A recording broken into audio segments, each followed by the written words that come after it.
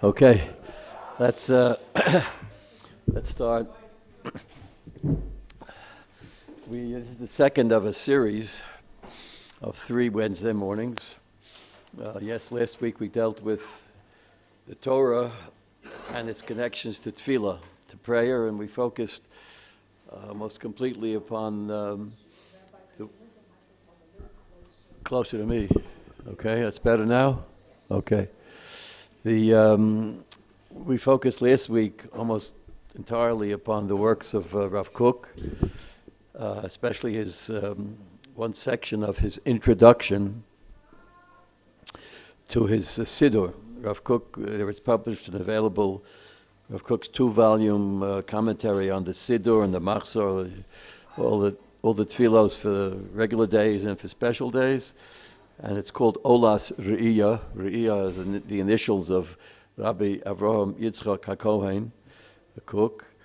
And we saw there some basic fundamentals about Torah needs tefillah and tefillah needs Torah. I shared with you some recollections of a talk that I heard long ago when I was very young from Aaron Kotler. About the Zatzal, about the connections between the importance of studying Torah in order to make one's tefillos, more penetrating and more successful. Today we'll look again at Torah, and we'll look at Torah as an antidote for Lashon Hara. Lashon Hara, malicious gossip, you might translate that into English. Although, in general, English translations for many of our concepts in Lashon HaKodesh and in biblical and Talmudic Hebrew just don't translate well into English. Bracha is not a blessing, and Kadosh does not mean holy, right? Both words, these are words we use in davening every day, Baruch and Kadosh, but they mean something much more than what the English word holiness communicates. And Baruch, it doesn't mean blessing. It means much more than blessing. It's something very qualitatively different than blessing as it's defined in Webster's dictionary. And so too for Lashon Hara. I mean, literally, it's the bad language or the evil tongue. But I think malicious gossip comes closer to what it means. And we'll study a little bit about the nature of Lashon Hara, but especially the connection between Torah, studying Torah, and the tendency we all have to one degree or another of malicious gossip, of speaking ill of another person in front of yet still other people. Okay, so one place to begin really is with the Parshas HaShavua that we completed this past Shabbos, which ended pretty much with the story of Miriam having slandered in a certain way her brother Moshe. To some extent, it's all blamed on Miriam. Aaron seemed to also have had some type of a part in it. And together, they both spoke maliciously about their brother Moshe. And Miriam was punished. She contracted this disease called tzaras, which is the punishment for speaking too much Lashon Hara. And the Ribono Shel Olam responded to her and to Aaron, saying, how can you people speak about Moshe? Moshe is, and then the Torah goes on for several psukim about the nature of God's relationship to Moshe, which was unique and special, and he was the Anav Mikol Adam, that phrase, the most humble of men. And he was Pel Adaberbo. God says, I spoke to him mouth to mouth directly. I had a relationship with him that I never had with anyone before and since. Moshe is very special. And then the Jews kind of mourned Miriam's illness, and she recovered, and the rest of the story. So that's the story of Miriam in the Midbar. and the Lashon Hara that she spoke. And since then, we kind of look at Miriam as being almost the anti-hero of malicious gossip, of Lashon Hara. Zochor es asher osa Hashem Elokecha leMiriam when you were in the Midbar. Remember Miriam, because she had, like we all have our faults, she had her fault too, and remember her faults. We assume that she took advantage of the various antidotes that we'll survey this morning. But that's background. When one speaks about Lashon Hara, since the early 20th century, which is relatively recent in Jewish history, it's very difficult to speak about Lashon Hara without mentioning the works of Rabbi Yisrael Meir HaKohen Kagan, who wrote the Sefer Chafetz Chaim, Mihu Isha Chafetz Chaim, Ohev Yom Liros Tov, Nitzor Lashoncha Meiros, Vasecha Midaber Mirma. It's the pasuk in Tehillim, which says, if you want to follow the proper paths, then guard your tongue. Nitzor Lashoncha Meira. Mihu Isha Chafetz Chaim. If you want life, who doesn't want life? The way to get life is by guarding your tongue. And so, Rabbi Yisrael Meir HaKohen, who passed away in the mid-1930s, so that's relatively recent, not even 100 years since he's gone, barely so. And he's known by the name of his Sefer, he wrote many Sforim, very many Sforim, is Chafetz Chaim. So we talked about the Chafetz Chaim because that was his major work and his masterpiece, and it's an entire work devoted to the Avera of Lashon Hara. Chafetz Chaim wrote several Sforim about related topics, which are less well known. He wrote about the importance of speaking the truth, as opposed to sheker, as opposed to lies. There's also a sin of the tongue, to some extent. And about various other things related to the theme of his major work, Chafetz Chaim. The one that's probably the best introduction to the topic, if a person is beginning to study this topic, or beginning to study the works of the Chafetz Chaim, is his smaller work and kind of less dense in terms of the details he gets into, is a sefer which is known as Shmiras HaLashon. Watching, being careful to guard your tongue. And that sefer is more inspirational than the Sefer Chafetz Chaim. The Sefer Chafetz Chaim is more halachic. What are you allowed to say? What are you not allowed to say? Suppose someone asks you about somebody, about a shidduch, or about someone if you want to think of employing somebody. So you ask somebody, hey, is this guy a good worker? Is he honest, etc.? Can you or can you not speak negatively about this person in such circumstances? And these kinds of halachic details, do's and don'ts, which are important and very extensive. That's the Sefer Chafetz Chaim. The Sefer Shmiras HaLashon is much more down to earth personally. Okay, guys and girls, here's what you should be doing, and here's how to protect against it.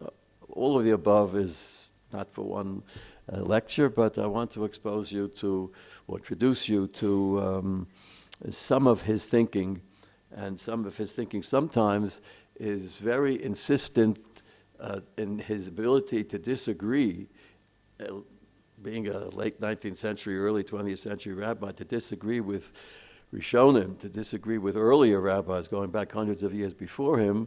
The Chafetz Chaim felt that sometimes they were too short, too brief, too vague, not forceful enough in their writing about Lashon Hara, and he corrects them. We'll see one interesting example of that in a moment. So I'll begin with a quote from the Sefer Chafetz Chaim. It was difficult for me to arrange to get the actual text printed, so I have in front of you, have an outline with the references and exactly where they are, so that you can look them up. And there are English translations and Spanish translations of these works for those who are more comfortable with the translation. But among his many, many virtues, the Chafetz Chaim had a very clear way of writing. So he sometimes attacks complex topics, but kind of puts them out Shulchan Aruch, like a set table. You can know exactly how to follow. So I'm going to just read to you the words where he says a basic rule about Lashon Hara, which many people are not aware of. And this is at the beginning, his first opening comment to Klal Beis. The Sefer Chafetz Chaim is divided into Kalalim, into different categories. Klal Aleph is introductory material. Klal Beis is where he really gets into defining exactly what Lashon Hara is. So he writes as follows: Asur l'saper Lashon Hara al chaveiro af shehu emes. Right away he tries to disabuse us of what many people think. Many people think I can talk about the other guy negatively, critically, and if it's true, it's not Lashon Hara. The guy is a thief. What am I going to say? That's not Lashon Hara. I'm just telling you the truth. So his opening statement is, it's Lashon Hara even if it's the truth. Lashon Hara is not affected by whether what you're saying in conversation to another person is true or false. It's false is even worse. But either way, it's malicious gossip. Afilu b'fnei yochid. Even if you're not speaking publicly, some people think, well, if I talk to a crowd of people or if I send an email out to 1 million people, that's Lashon Hara. But if I'm just talking, in conversation with somebody, or in a car together, so I'll tell you some things about Beryl or Shmerel, and that's the way we'll spend the time, one-on-one. That's no excuse either. Afilu b'fnei yochid. V'kol shekain b'fnei rabim. And certainly, if you're speaking to a group of people or to many, many people, that's certainly Lashon Hara. And the Chafetz Chaim really felt that this sin, the whole sin of verbal misuse of the God-given ability to speak and to write and to communicate, which is God-given, Tzelem Elokim, is part of that. Tzelem Elokim is that we can communicate with each other through language. So we sometimes think that that's not the main thing in the Torah. That's not our main problem. Chafetz Chaim felt that in his generation, which meant like from 1880 to 1930, the sin of the generation that all the Jewish people have to really focus on is correcting this sin. That's the sin. And this was before emails, before websites, before electronic communication, even before maybe it had a telephone already in his time, but that's about it. But had he been alive today and would know how easy it is to communicate and how many people you can reach by communicating, by pressing a button in a split second, and how irretrievable that is once it goes out. If I call you a nasty name in front of you, I can apologize, etc. But if I call you a nasty name and put it on the website, and now it's in your, anybody can go and look it up online, you can't retract that, ever. It's there forever. So you can't even correct it if you wanted to. And you could reach millions, billions of people with one press of the button, and you can't retract it. So he would really feel that everything I'm writing, Chafetz Chaim, I'm writing is very, very important. It's the sin of the generation. And one could easily argue that nowadays, that's the sin of the world, lies and slander and false communication and misinformation and name-calling of other people, etc. It's rife. So he goes further, somehow anticipating when he wrote this almost 100 years ago or so, maybe more than 100 years ago, but he writes, even if you're speaking to one person, certainly if you're speaking to a group, V'chol sheyisrabu hashomim, the wider your audience is. So if your audience is 25 people or whatever, how many people are here right now, that's one thing. But if you go online and you could reach immediately a whole mailing list of people, hundreds, thousands, millions, V'chol sheyisrabu hashomim, the more listeners hear your evil message, your malicious message, yisrabe avon hamisaper, the greater the sin. The more people who are affected by your communication of this negative information about another person, the worse it is in terms of the degree, the extent of the sin. B'nei shemischavero miskane yoser al yedei zeh shenisparsem genuso b'fnei kamo anoshim. In other words, he's saying this: if I, tell you about something nasty about you, about another person, so you know about it. The other person can figure, so Zev knows about it. That's not the end of the world. But if he finds out that the whole class knows about the nasty thing I said about him, that hurts him much more. Oh, well, you told everybody. You told this one. You told that one. It really hurts. And then imagine if you tell 100 people, 1,000 people, 1,000,000 people. So, as the Chafetz Chaim writes, the other person feels more affected. He feels the genai more. He's more ashamed. He's more upset. It hurts much more the more people know about it. It's very difficult to dismiss an accusation against yourself about your bad reputation or whatever when the whole world knows about it. It really hurts. That's something to be very aware of. At least if you're going to speak Lashon Hara, speak it one-on-one. Right? And don't have a tape recorder with you, because then it can be spread all over the world. Shlomo. If someone is asking you if I should loan someone money and he tells you that he borrowed money from me and never returned it, so he's going to actually benefit, it's not always negative. Yeah, so the Chafetz Chaim discusses those kinds of scenarios, and there happens all the time in everyday life, where you know something about somebody that if the other person finds out about it, the other person is going to suffer. If you're looking to hire somebody or go into business with somebody, and you know that the person is a fraud or a cheat, under those conditions, the Chafetz Chaim has a whole section where he says when you can disclose the information you know, because the other person will be hurt.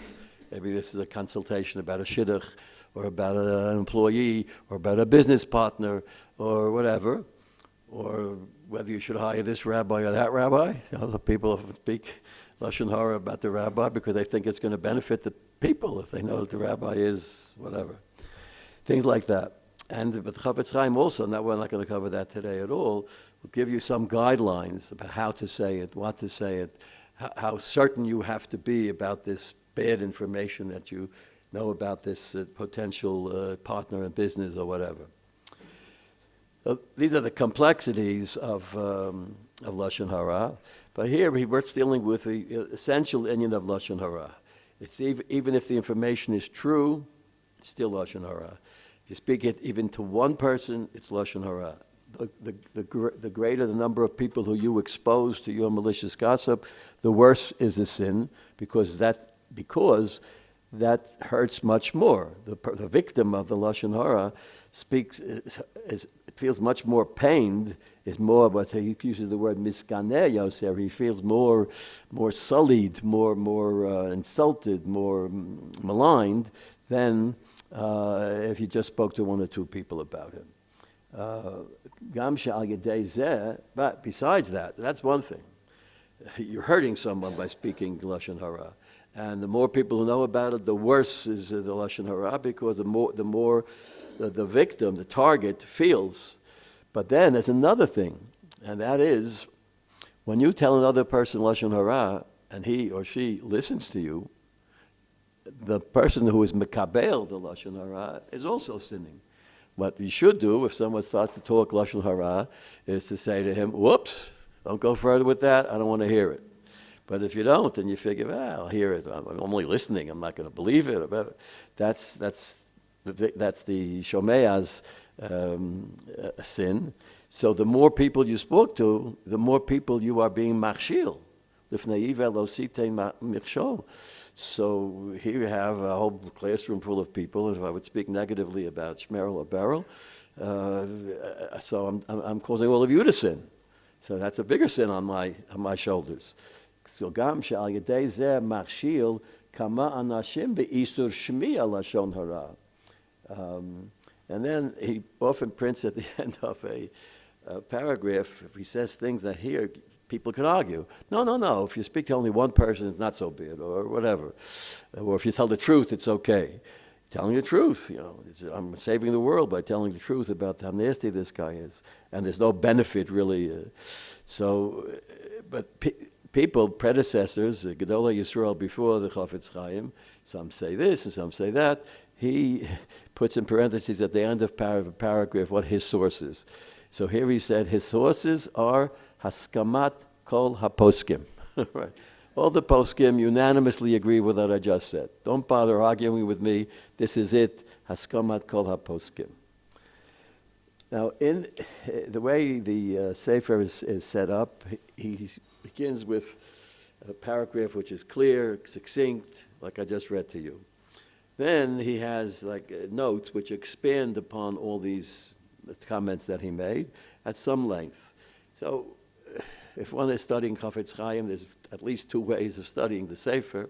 One is to just study those paragraphs, the do's, the don'ts, the basics, and not get into all the scholarly commentary. But if you want to learn it, from a lamdish standpoint, you want to learn it in greater depth, want to know more about it, you can go into what's called the Be'er Mayim Chayim, the well of which all this Torah comes up. And then, even to go further, even deeper, is then there are comments and footnotes on the Be'er Mayim Chayim. So you can go still deeper. So let's go a little deeper into the second footnote in the Be'er Mayim Chayim, which is a lengthier discussion of the paragraph that I just read to you. The paragraph is in Klal 2, Klal Beis, the opening paragraph. And I just put in parentheses to see there referring to the Maharal in Nesivos Chaim. So the second footnote in the notes is this comment in which he refers to it with great honor and deference, but with absolutely rejecting a position of the Maharal Miprag.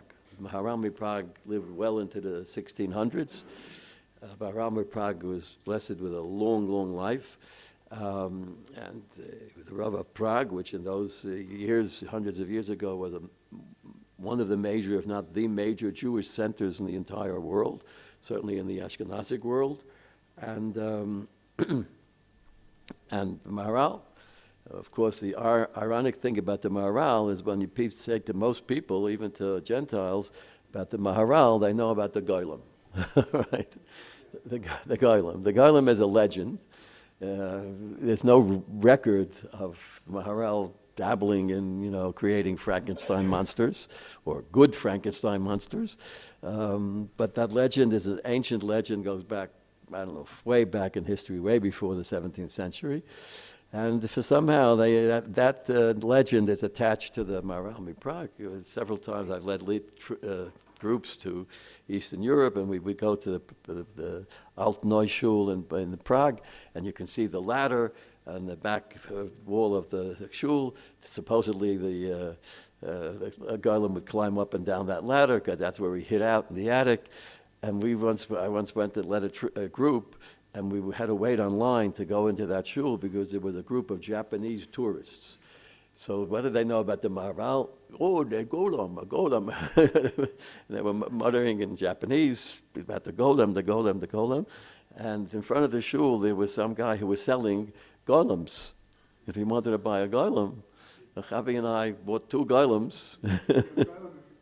Yeah. Well, it was very cheap. It was like 13 cents, I think, in American money.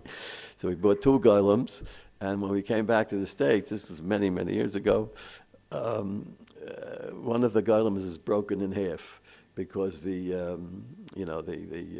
authorities at the airport see these little, clay statues, and they were hollow. So he thought we must be hiding something in the hollow, maybe diamonds or who knows what we were smuggling out. So he broke it in half and looked inside and convinced himself that there was nothing inside the golem, just like there's really nothing to the legend of the golem. It's just a legend. If I just said, people look at me like, wow, how can you deny that? It's like, it's like kfira, right? It's a terrible thing. It's like blasphemy. It's not to believe in the golem. But that's the truth. Anyway, Maharal, but the irony is that he was famous for that when the Maharal should have been famous for the fact that probably in the history of Jewish thought, he ranks up there with the Rambam. From the time of the Rambam in the 12th century until Maharal in the late 16th and early 17th century, there was no one who wrote as much and as deeply in philosophical terms as the Maharal Miprag. Maharal Miprag wrote numerous Sfarim. He was a prolific writer. One of his Sfarim was called Nesivos Olam, Paths of the World, and there he has a Nesiv HaLashon, a whole path speaking about Lashon Hara, which the Chafetz Chaim references in his notes, tells you exactly where to look for this statement. And the Chafetz Chaim writes, B'tzorech iyun gadol olav. I really kind of can't accept what he said, what the Maharal said. Yeah.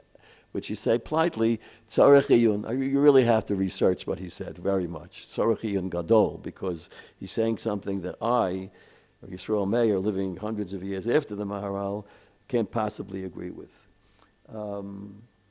Because the Maharal writes that if you say Lashon Hara in the face of the person you're talking about, and I go over to you and I say, you are a liar, right? And I can prove it because yesterday you said this and this. And I say it to you with or without other witnesses there. That's not Lashon Hara, says the Maharal. If you say it to the person himself, that's not Lashon Hara. And the Maharal writes a phrase. Why? Because to the person in front of you, you could have hit him, attacked him physically, or you could have shot him, you could have killed him. So if you speak Lashon Hara to him, the way I understand what the Maharal is saying is that this doesn't fit in the category of Lashon Hara. This fits into the category of personal attack. Personal attack is something different from malicious gossip. Malicious gossip, the Maharal is saying, is about something else. It's about speaking to someone else about someone, maligning another person, ruining him because of ruining his reputation, etc. That is Lashon Hara. But cursing out a person in his face is the same thing as striking him or shooting him. You're directly injuring him. So it falls into the book of personal injury, not into the book of malicious gossip. That's what he's saying. Not that it's permissible to do that. In fact, quite the contrary. Hamal b'nei chavero, whether it's barabim or b'yochid, en lo chelek l'olam haba. So we're talking about a direct insult to a person's face is the worst thing of all. It's way beyond the category of Lashon Hara. That's how I understand the Maharal. But the Chafetz Chaim seems to have understood him to say that if you say it to the person, it's not so bad. Not so bad. The person hears what you have to say. Maybe because the person has an ability to respond. The person knows what you're saying about him. So he can defend himself. He can send out an email countering your email or whatever. Perhaps. But the Chafetz Chaim says that it can't be. It can't be true. If you say Lashon Hara to a person's face, that's also Lashon Hara. That's also malicious gossip, whether or not another person is present. And the words of the Chafetz Chaim on this point about the Maharal in the Sivos Olam, and it's just fascinating to me that someone like the Chafetz Chaim will take on as an opponent in this agreement someone as authoritative as the Maharal Miprag. He felt, no, they say that Maharal Miprag is wrong, and he politely disagreed. And his proof is from the story of Miriam. When Miriam insulted Moshe, and it's a Kiisha, Kushis, Lakach, etc., did she say it to his face, to Moshe's face, or did she say it behind his back? If you look in the Chumash, it's hard to say. It's hard to say. Aaron was around, was Moshe also around, but, this is the Chafetz Chaim now with his vast knowledge. V'zeh yadua she'ein lechalek be'isur lashon hara urechilus bein sheker le'emes. So whether it's true or false, okay, that we know already. U'meforesh ma ya'aneh, and as far as what the Maharal is saying, how would the Maharal respond to the da'as of Rabbi Nosson in the Sifrei. The Sifrei is a medrash halacha, so it's Chazal. It's equal to a Gemara. It's a commentary on the Chumashim of Bamidbar and Devarim. Sifrei, however it's properly pronounced.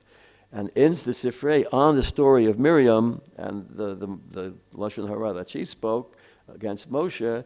The Sifrei says, quote, you could look it up exactly in Bamidbar, chapter 12, paragraph 2 in the Sifrei. He says, the Ma'asa Miriam b'fnei Moshe hava. That she said it to Moshe's face. She didn't hide it from him. She said it to his face. V'yafal pikein mufurson b'kol haTorah shenikra zeh hamasa lashon hara. Right? Everybody knows Miriam was guilty of lashon hara. I mean, Moshe was guilty of certain sins. Aaron was guilty of certain sins. Torah doesn't hide the sins of the avos v'imahos.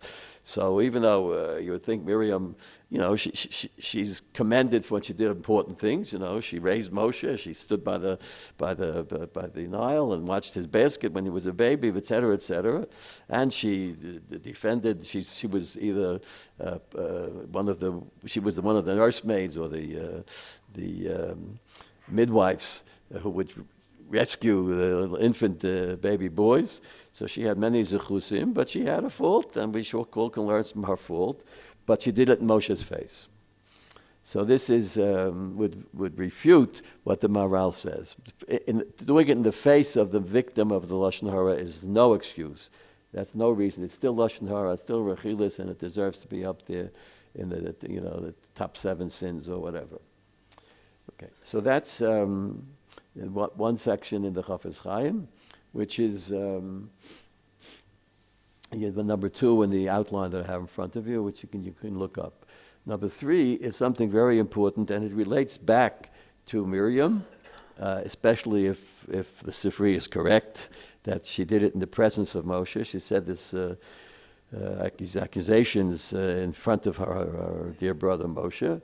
And so for that, I want to introduce you to another concept closely related to Lashon Hara, which is also we're all widely guilty of this as well.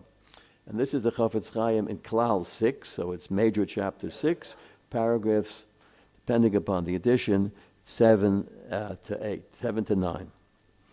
So this is what he says, and it's an important thing. And this takes us to, we learn in Pirkei Avos, that Havei dan es kol ha'adam l'kaf zechus.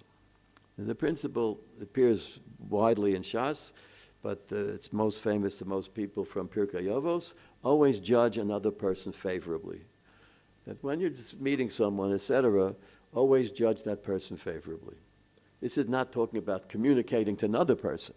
This is yourself. You yourself, when you meet someone new or hear about someone new, judge them favorably.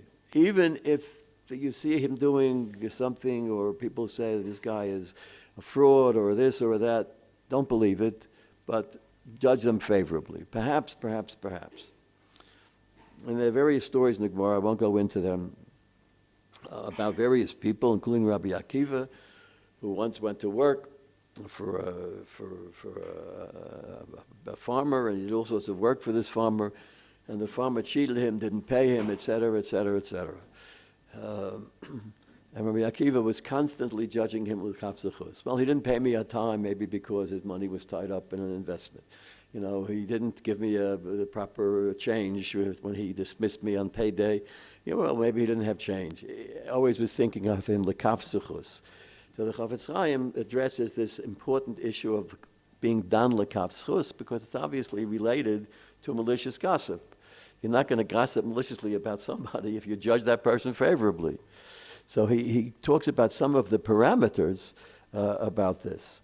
So he writes as follows: V'da, the kishem shekosavnu b'shem haposkim, the min haTorah asur laha'amin divrei genus shemesaprim al chavero. The Torah says, don't believe the negative stuff that you hear about someone else. Don't believe it. Kain hadin, this is true.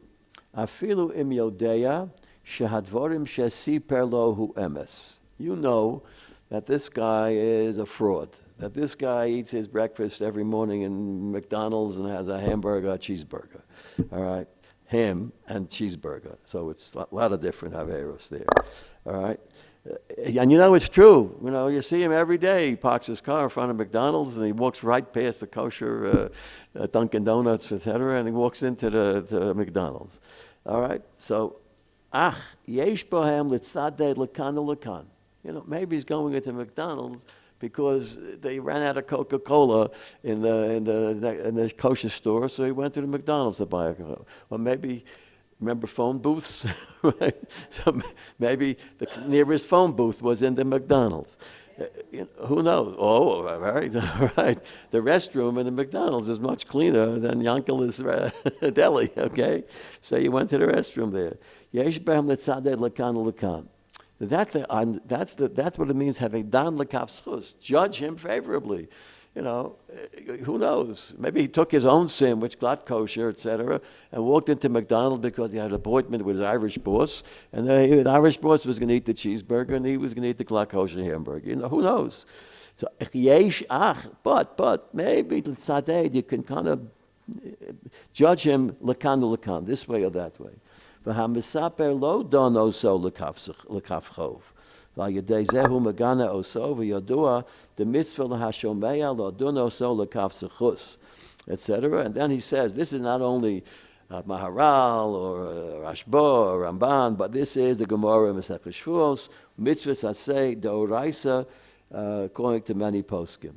V'ha'over al zeh ve'eino dano so lekaf schos. V'hu maskim lahamisaper bignuso lo dai she'over al betzedek tishpot amisecha.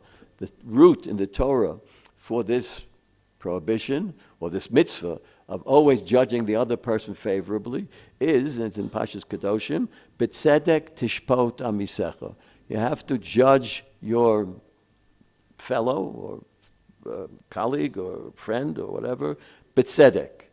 Right, so that pasuk usually is seen literally in the context of a mitzvah for the judge. A judge should always judge fairly. But the Gemara Masechah Shvuos, it's Taf Lamed Amud Beis, says clearly, "B'tzedek tishpot amisecha" refers to all of us. We're all judges. Every time we meet someone, we immediately begin in our head, judging the person.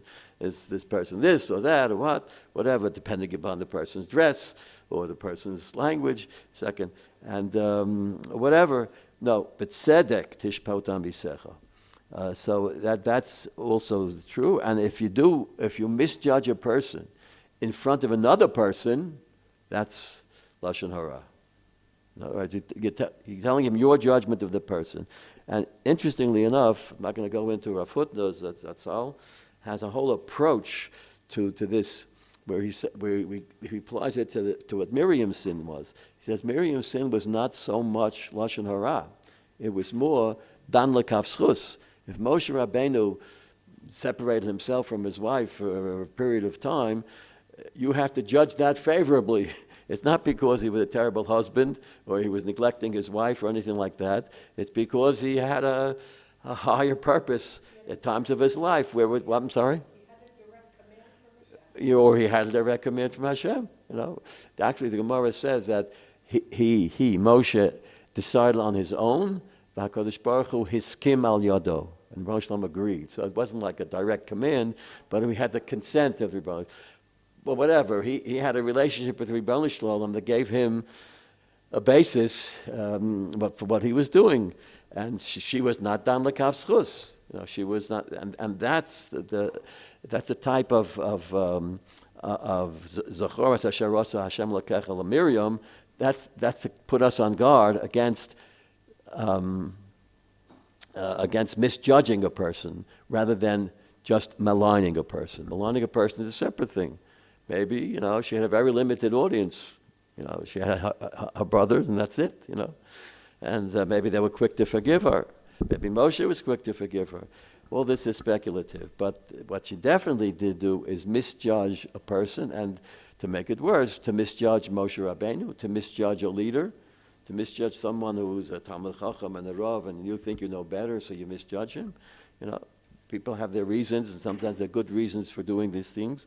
which we don't understand or we don't know about. So misjudging another person, betzedek tishpot am bisecha. So that he elaborates more on this in that number 3 on your handout, Chafetz Chaim, Clause 6, paragraph 7 to 9. Okay, yeah. So here we're talking about thought. Right. Right? Right. Yeah. Tishpot. Right. And also, I always thought it's give the person the benefit of the doubt. That's one way of looking at it. That's one way of looking at it. But the doubt is a loaded word, right? In theological discussions, doubt is a. I was once introduced by a very famous person, Dennis Prager. We were both on the same panel, and I was wise enough not to follow him because he's a tough act to follow. So I spoke before him, and he got up, and I used the term in my talk that here I was riddled with doubt. That's what I said. I used that phrase, riddled with doubt. So he got up right after me and he said, "Did you just hear what the Rabbi Weinreb said? Doubt. He's an Orthodox rabbi and he used the word doubt." Now, Orthodox rabbis are not supposed to doubt. Okay. Doubt is an anti-Christian, not Jewish. Because Jews are supposed to question. Yeah. Well, Jews are not allowed to question. I agree with you, but not everybody would agree with us. There are some educational systems, and unfortunately they're still thriving, who discourage questions. Oh, yes. Oh, yeah, a bunch of, oh, yes. If you were lucky and you went to a school which encouraged questioning, that's a different story, and that's the proper thing to do. You can't open up a Daf Gemara and not find someone asking a question, right? You won't find it. You won't find it. There's questions in every line, questions, answers, etc. Okay, let's look at a little bit at 4 and 5. 4 and 5 is okay. We're talking about various aspects, and it's a big topic. Lashon Hara, misjudging a person, not giving them the benefit of the doubt, etc. But how do you correct it? Is it possible to correct it? Is it possible?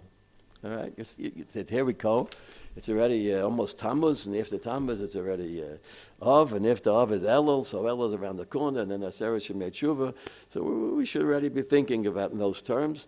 So you realize the past few weeks and months it was critical of this one, that one, and spoke nastily about this person, that person. I'd like to do Tshuva. Is there a takana? Is there a way to repair it? There's a passage in the Gemara in the yeshiva world, it's called Maseches Erchin. The proper pronunciation is Arachim, which means values, literally, monetary values in most cases. Anyway, that's Masechta. It's Masechta in Shas Bavli and Yerushalmi. And in Daftes Vav Amud Beis, 15b, that's the reference which you can look up on your own. It's a fascinating paragraph. And I'd like to just read you the paragraph. And what's an interesting thing here, you talk about questions. Here you're going to have two people. I assume that they were brothers. You'll see why in a moment. And they're arguing with each other about something so basic as, does Lashon Hara is it reparable? Can you repair it somehow? Yeah, you can do tshuva to God, but what about repairing the damage you did? There's already an email out there to 3 million people that this person is a this and a that, and how do you take it back, So, Omer Rav Chama bar Chanina, let's get through to what his name was. Chama Ches Mem Aleph, that's a common name among Babylonian Jews. Rabbi Chama, the son of Chanina. Ma takanoso shel misaper Lashon Hara. What takana, what rectification, what repair is available to a person who tells Lashon Hara? So he says, it depends. Im Talmud Chacham hu, if the person who spoke Lashon Hara is a Talmud Chacham, because we know that Talmidei Chachamim also sometimes speak Lashon Hara. So what takana that do they have? They have the following takana. Ya'asok b'Torah. He should study Torah. Talmud Chacham, he knows how to study Torah. You should take out a Gemara, Chumash and Rashi, a Shulchan Aruch, and he should learn Torah. Where do you get it? What's the basis for that? Shenemar. You have a pasuk, and this pasuk I did put down for you in full. It's a pasuk in Mishlei, Perek Tesvav, pasuk 3 or pasuk 4, depending upon the edition. And the pasuk reads, you hear the have words in front of you in Lashon Kodesh, the original, Marpei Lashon Eitz Chayim, V'selef bo shever beruach. So what does this mean? So Rabbi Chama Bar Chanina means, Marpei Lashon, this is how he interprets it. The cure for Lashon Hara is Eitz Chayim. What's Eitz Chayim? The Torah. Eitz Chayim Hila Machazikim Bo, which we sing and say often, but it's also a pasuk in Mishlei. So Marpei Lashon Eitz Chayim. V'selef Bo, a person who falls into the trap of speaking Lashon Hara. This is the opposite of Marpei Lashon. Marpei from the word Rofei, he who wants to cleanse his Lashon, Eitz Chayim. But if a person is V'selef Bo, he deviously continues to speak Lashon Hara, Shever Beruach. It's a spiritual wound. It's a spiritual wound, which you can interpret it various ways. But what Rabbi Chama Bar Chanina does is look at the first half of the pasuk. Marpei Lashon, you want to cure your tongue. You spoke Lashon Hara 10 times in the past year. Alavai only 10 times. And then Eitz Chayim. Go right to the Torah. Eitz Chayim Hila Machasikim. But often on the Paroches, you'll see Eitz Chayim. Here it says something else. Shalu Shalom Yerushalayim. Yishlayim O Havoyach. Okay, that's good too. But this is what Rabbi Chama Bar Chanina says.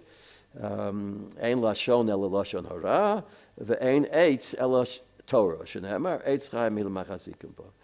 But suppose he's not a Talmud Chacham. He's Am Ha'aretz. Am Ha'aretz. Am Ha'aretz means a common person. Not that he can't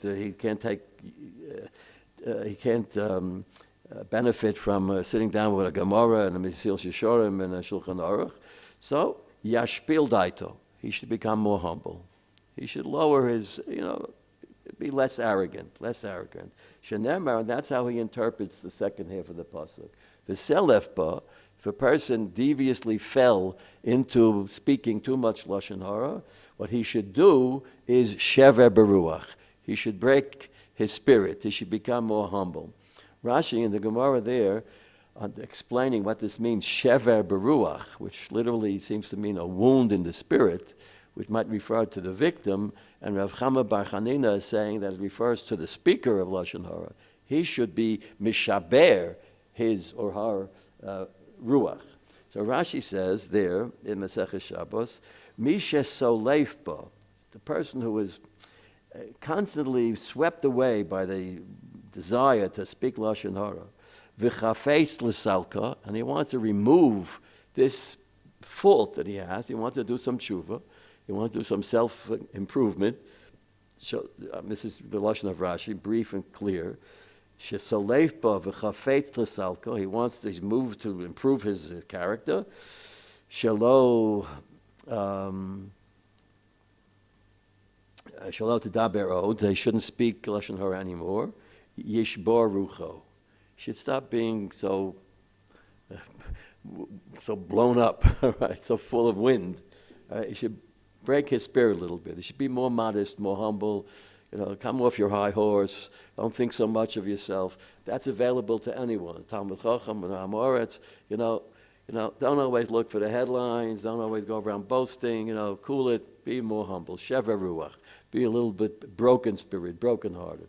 That's how Rabbi Chama Bar Chanina sees it. So he sees it as an antidote to undo somehow the past, right? Because he starts off by saying, Mayasa Adam, Matakanoso Shel Misapre Hara, how can he repair it? So obviously Rabbi Chama Bar Chanina thinks it's possible to repair it. He did the damage, but if you study Torah or if you become more humble, you'll repair the past. It's hard to grasp that. How do I repair? Well, okay, but that's not what he says. Right? He talks about a takana. So along comes another Amora, listen to his name, Rabbi Acha bar Chanina. You suppose it's Rabbi Chama bar Chanina's brother? Could be. What does he say? It would seem to be, read what I'm about to read to you, it would seem to be, he heard what his brother, Rabbi Chama bar Chanina, said, that it's possible to do a takana, study Torah or become more contrite, become more modest. So Rabbi Acha bar Chanina, and Acha means brother, right? So maybe that's why he was called. Acha is his name, Aleph Ches Aleph. Maybe he was the younger brother, so he got the nickname brother, bro, you're my bro, But I'm speculating, maybe he's another Chanina who had a son named Acha, but it's hardly likely, because here's Rabbi Chama bar Chanina said what I just taught you, and now Rabbi Acha bar Chanina responds, Misha siper ein lo takana. You can't bring it back. Forget about it. Damage is done. You can do tshuva and not do it anymore in the future. You can correct your ways. But once it's done, it's done. The mashal that Chafetz Chaim gives, and maybe it comes from some earlier source, imagine a pillow full of feathers. And it's a windy day, and you slice open the pillows, and the feathers go blowing all over the town. And you want to bring all those feathers back, you can't bring them back. So some of them are going to get away in the wind. So, Rabbi Acha bar Chanina says, Misha siper ein lo takana. It sounds like two brothers disagreeing with each other. One brother says, yesh takana, and the other one says, no, once it's done, it's done. Misha siper ein lo takana. Ella, uma takanoto, what takana can he have? Shalo yavo lidei Lashon Hara, that he will no longer come into the hands of Lashon Hara. For that, if you're a Talmid Chacham, learn Torah. Take out the Sefer Chafetz Chaim, here it is, and then study it, every day before Mariv, instead of studying something else, something wonderful, Mesilas Yesharim, Chovos Havavos, take out the Chafetz Chaim, and this way you'll be Yasok B'Torah, and you won't do it anymore. Or if you're not up to that, it's too much for you, I got something else which probably is harder than learning Torah, and that is to becoming a little more humble, a little more modest. But work on your modesty, and then you won't do it anymore in the future. So obviously it's a machlokas between two Amoraim.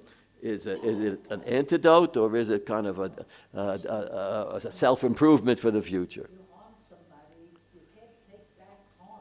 Well, It's done, it's done. well, that's what. Anything about going to the Yeah. person So and like, apologize. usually whenever you learn a piece of Gemara and you have two different points of view, someone in the audience likes one opinion, and someone goes for the other opinion.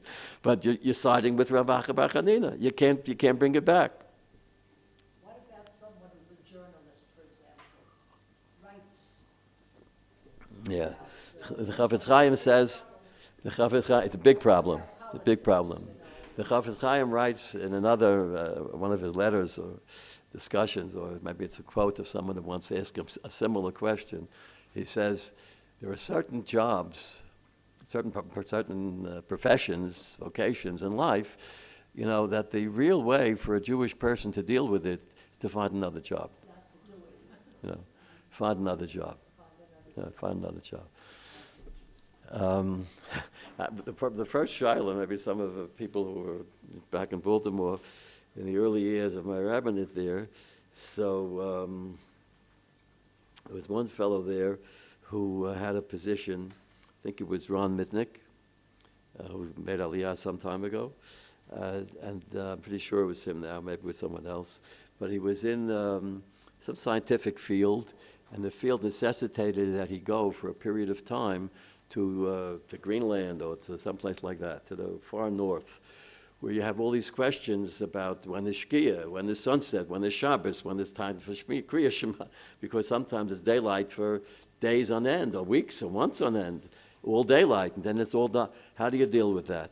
So, it was, he asked me this question, halacha l'maisa, when I was just starting in the rabbinate, so I started thinking about it, looked in various forms and everything else. So I spoke to a wise old rabbi, who was my parents' neighbor, Aleichem HaShalom, and Zechet Tzaddik Livrocha, Rabbi Nasha Klein, and I asked him. So he said, tell him to change his job. Because how are you going to answer this question?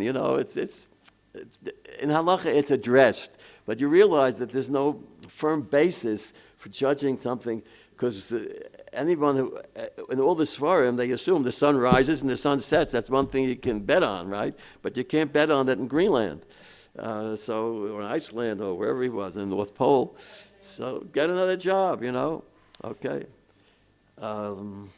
That's an answer to things.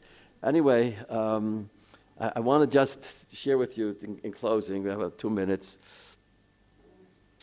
that even though these two brothers, if they were brothers, Rav Chama Bar Chanina and Rabbi Chanina, have this debate, they're both agreeing on one thing. They're both agreeing that the way to understand this pasuk is Marpei Lashon. You want to cure your Lashon Hara, Eitz Chaim, study Torah. One says to correct the past, to takana, to be mitakein the past. One says to be mitakein yourself for the future. V'selef ba shever beruach. And if you're not a Talmud Chacham, you're not going to learn Torah. Eitz Chaim is not available to you. So, shever ruach, cool your arrogance. That's the one thing they both agree on. However, that does not seem to be the simple pshat in the pasuk. All right, because there's a fellow I know very well. His name is Rabbi Weinreb, who translated the Sefer of Mishlei for the Koren translation of Tanakh, which is published now about 2 or 3 years ago. And I was asked to translate 2 Sfarim in Nevi'im Ksuvim. One was Sefer Yirmiyahu, and one was Sefer Mishlei. I'm not sure why I chose those 2, because they're very difficult to translate, each for its own reasons. But the definition of the translation of this pasuk, according to the classic Mefarshim, Radak, I will quote you in a moment from Rabbi Yonah, and the other English translations, is something along these lines. A healing tongue, okay, Marpa Lashon doesn't mean, according to the simple translation, a cure for Lashon Hara. It means a Lashon which is full of refuah, a healing tongue. Understand the basic difference in the translation. Marpei Lashon, the tongue which is healing. If you speak nicely to people, you encourage people, you compliment people, you're that kind of a person. That's a Marpei Lashon, so that's Eitz Chaim. That's not Eitz Chaim on Machzikim, but that's an Eitz Chaim. That's a live tree, a fruitful tree. You're bringing fruit, you're bringing color, you're bringing hope and health into the world. So that's a healing tongue is a tree of life. But selef, if a person is always critical of everybody, that's all he does is criticize people. He has a bitter tongue, or some translate it a devious tongue. So you're always giving people little, criticisms in devious ways. Oh, I was just kidding around, that kind of stuff. Shever ruach, that breaks the spirit of other people. So that's how they read it. And this is this will conclude, this is the commentary of the Rabbi Yonah. That's how he understands it. In his inimitable words, those of you who know me well know that he's one of my heroes, Rabbi Yonah. He was also a big Baal Tshuva. You know the story of Rabbi Yonah, the guy's legend, but it's out there in the history books. Rabbi Yonah was among the people who was part of the conspiracy against Rambam, and who helped burn some of the Rambam's books. And then he saw that the Goyim got the message, the Jews can burn their fellow Jews' books, so we can burn all the Jewish books. And that woke Rabbi Yonah up to what he did, and he spent the rest of his life dedicated to doing tshuva. And that's what he wrote, which probably is one of the masterworks on the subject of tshuva, Sharei Tshuva, Rabbi Yonah. And that was part of his kapora. That's his way of achieving forgiveness. But put that on the side for a moment. Here, on this pasuk, Marpei Lashon Eitz Chaim, he says the ability to speak in a healing way, refuah halashon nichbedet ma'od, a healing tongue, can be a wonderful thing. Because other cures, this is something that, maybe psychotherapists want to hear, with therapists in general, or people who help people in general. They're acting therapeutically. They're acting as a cure, as a healing person. So that type of healing, which comes from a tongue, which comes from speaking to a person in a complimentary fashion, one that can heal that person's trauma. We're all traumatized now, and some of us in terrible ways. The cure is not drugs and not exercise and not whatever else. It's a good word, right? All right. Refuas haloshon nechpedes miod ki yeser harefuos v'hasamim. All the other cures and medicines that are out there to cure things, pam yoilu upam lo yatzilu. Sometimes they'll work and sometimes they won't help, right? Aval refuat haloshon lo yitachen la mi bilti toelet. A good word can harm, and it's not possible that it won't help a little bit.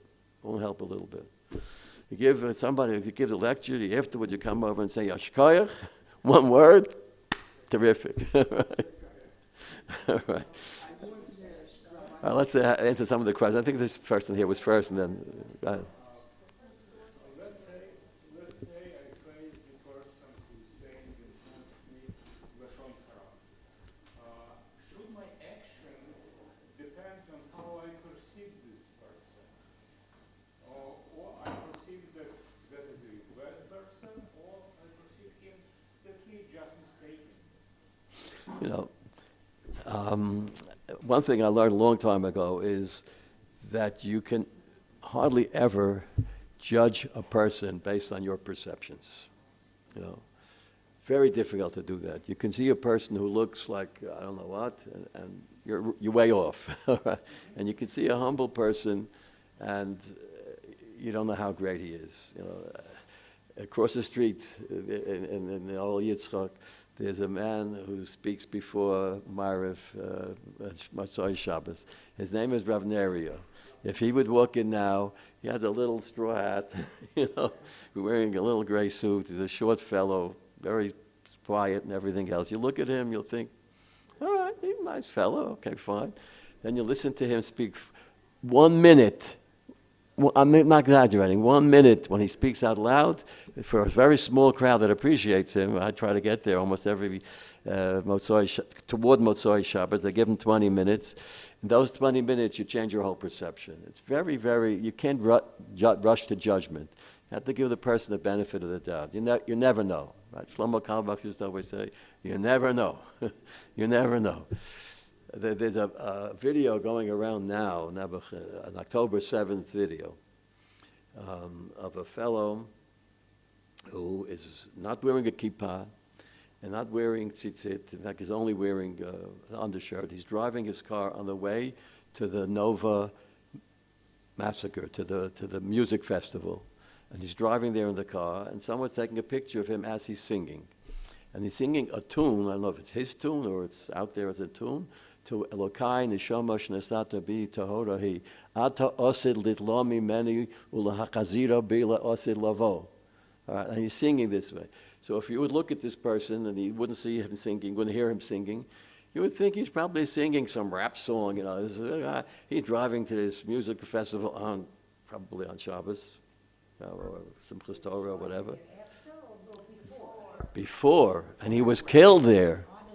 On his way. I don't know who took the picture and everything, but this is out there on the YouTube. I see it all over. You just have to listen to him. He's singing it with such fire and kavana and perception. You know, if I would judge perceptions, some kid off the derech. He's looking like a young fellow. By my standards, he's a kid for sure. And he's going to a Nova massacre. And there's all kinds of ways I could perceive him. But you hear him sing. You know, if you just hear how he sings, it's going to touch you. If it doesn't touch you, you got work to do. And especially when he sings, "Haneshama shnezada bi tahori, hata asid litlo mimeni." You're going to take away my neshama. Chasira bi la'asid lavo, and within hours of that, he was killed in that massacre. He's one of the victims of October 7th. It's mind-blowing. But I'm just saying it as an example of you can't go by perceptions. You can't go by perceptions. That's my answer to your question. Okay, Zev, and then we'll have to stop. Yeah. I just want to know, based on everything you said, if I have information about a person, how can I convey it if there's a potential It's a big issue. It's a big issue, and I mean, the Chavetz Chaim deals with it. I mean, it deals with it because the examples he gives, the examples he could give. Shidduchim is, you know, I had in both of, you know, as you know, I had several careers, but in two of my careers, I was faced with this almost daily. A psychotherapist in a frum community, you know. Someone comes over to me and says, you know, my daughter is going with this guy and I'm treating this guy, or I'm treating this, the Kala, and the Chassan's family comes and wants to know, you know, first of all, as far as professionally, I can't say anything. And actually in halacha, there is a halacha about confidentiality, all right? Vayikra Hashem Moshe, the first pasuk of Moshe, so Chazal Darshan, that Moshe couldn't talk until Rebbeinu Shalom gave him permission to talk, because maybe God's having a confidential discussion with me. I can't go and tell the other people. So Vayikra el Moshe, Vayadaber Moshe el Yisrael, etc. Confidentiality is a Jewish value, which I hate to say it. It's not, which is Lashon Hara maybe itself, but there are people who can improve people in positions of leadership who are not sufficiently confidential about things which they don't have the right to talk about. And you see it all the time in the newspapers. There's a leak about this, and a leak about that, and a leak about this, you know. You have something confidential. Certain meetings are confidential.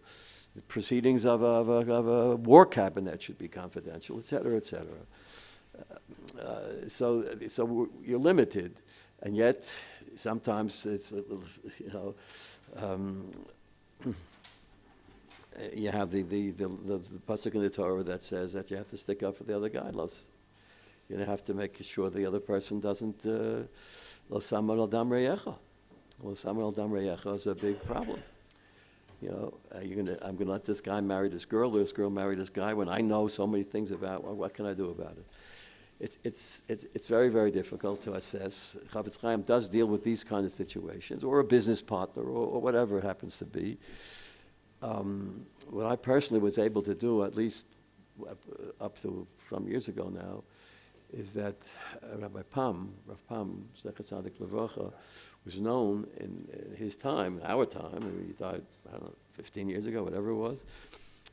He was known as the Chavetz Chaim of our time. He was really into the Chavetz Chaim. And I had a relationship with him where I was able to consult him on these kinds of issues. And so he would refer me to a passage in the Sefer Chavetz Chaim or in similar Sforim, and then he would discuss the issues. And sometimes, very frankly, he would say something that I was shocked that he said. I was treating a person, a male, and he was pretty sick, right? And he was interested in a certain shidduch, and they asked me about the shidduch, and I asked Rav Pam about this thing. So Rav Pam said to me, this person, he'll be okay. He'll be okay. You know. So I was conflicted. Do I follow his advice or not? And I followed his advice. It's now many years later. This guy's okay.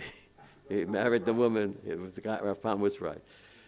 So my answer to your question is you have to discuss it with someone else. You're not the smartest person on earth. There are other people to talk to, kick it around, and et cetera. And, you know, look at the Sfarim. But like every area of halacha, every sensitive area of halacha, you can't just go by your understanding the halacha. You or I or any Talmud Chacham, no matter what level, has to discuss it with somebody else. Look at all the Shalos V'Shuvas literature. You know, so the Gedolei Yisrael would ask other Gedolei Yisrael. You know, if you go to the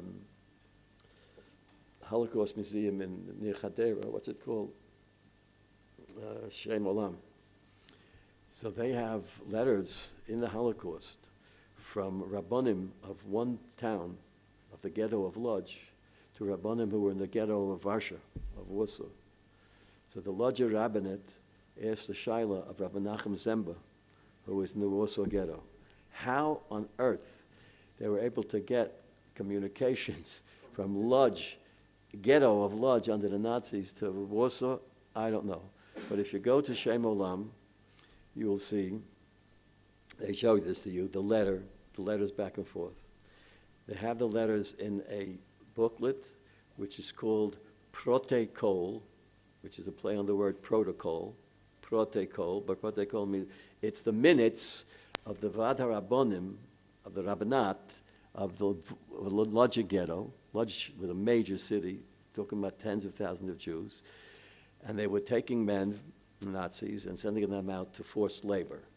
And then many of them came back from forced labor, and many didn't. And there was a whole question, what are we going to do? We're going to have a whole ghetto full of agunot, husbands who didn't come back from the labor. We'll never know what happened to them. The Nazis could have burned them, chopped them, thrown them into rivers, who knows? Or they may be somewhere.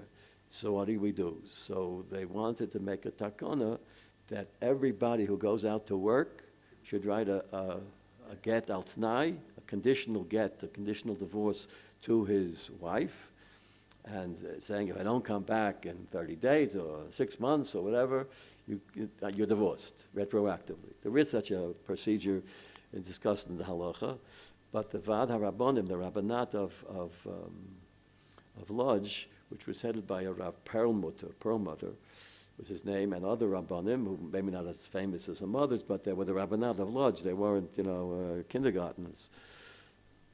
They said, we can't deal with it. To write such a thing, get al tanai, we're not qualified to do that. We got to go higher up. And believe me, they could have opened up all the svarim available to them, and they could have come up with a psak din. They were the rabbinate of Lodz. They weren't a bunch of third graders. So they said, we have to ask Rabbi Nachum Zemba. Rabbi Nachum Zemba was like, especially in that Seviva, pre-Holocaust, Poland, the Gadol Hador. Had he lived 10, 20 more years, everybody would know his name. And unfortunately, he was shot and killed in the Warsaw Ghetto. But this is obviously a little bit before that tragedy. So they sent him this letter. What should we do? He sent back a letter to them, which is essentially, in our language, a checklist. All right. What you got to do first is this.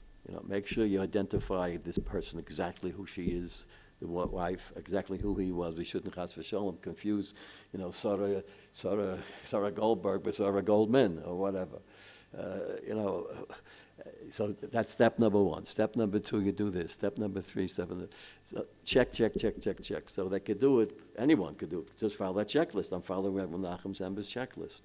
And in the end, the last thing on the checklist is, mispalel b'chol yom, that your eitzah is nachon.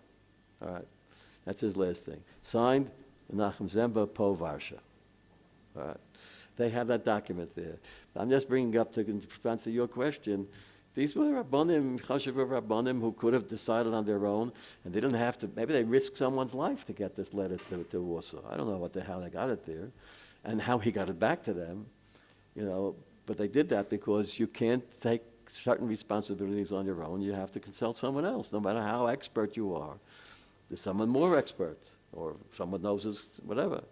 It's a very important thing. Consult with someone else. That's the importance of seeking eitzos from others. Seeking eitzos is not Lashon Hara.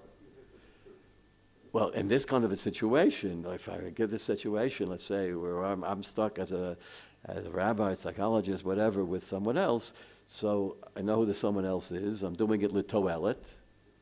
That's a key factor here. Sometimes Lashon Hara litoelet, sometimes is permissible, but does this qualify as toelet? So on the face of it, I would say it sure does. You're talking about this poor girl's rest of her life. So that's the toelet if I say something.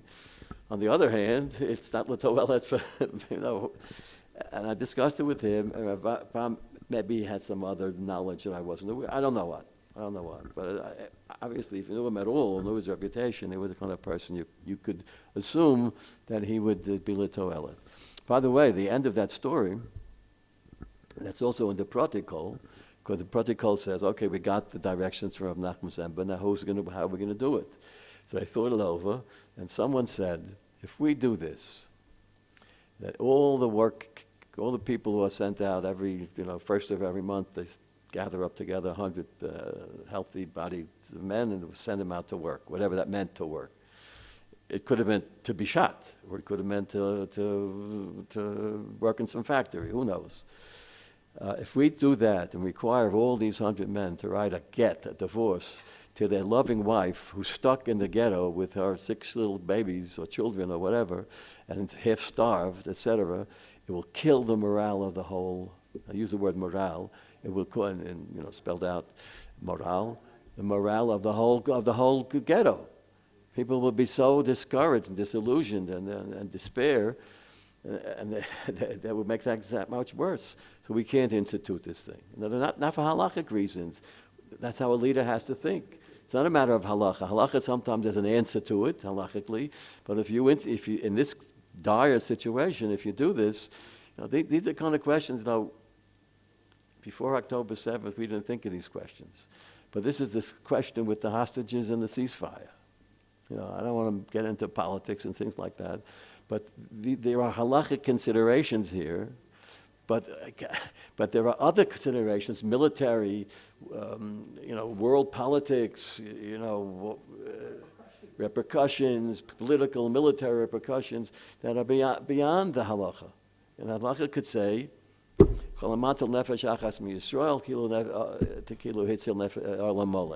right? So if you rescue one hostage, it's olam mole. And the consequences, because the halacha doesn't tell you, can't even anticipate the possible ramifications and consequences. It's a military decision, or military political, geopolitical decision. There's so many kinds of things to weigh. In Mishlei, there's a pasuk which repeats itself twice in Mishlei. Uteshua barov yoetz. Teshua, salvation comes with a lot of seeking advice, consultation, discussion, etc. Teshua barov yoetz. So Teshua, let's hope for Yeshua, and we hope that the Yoatzim, our Yoatzim should be wise men who are gifted with Ashtikl Ruach HaKodesh. Okay, thank you. And next week we turn on to the connection between Torah and Eretz Yisrael.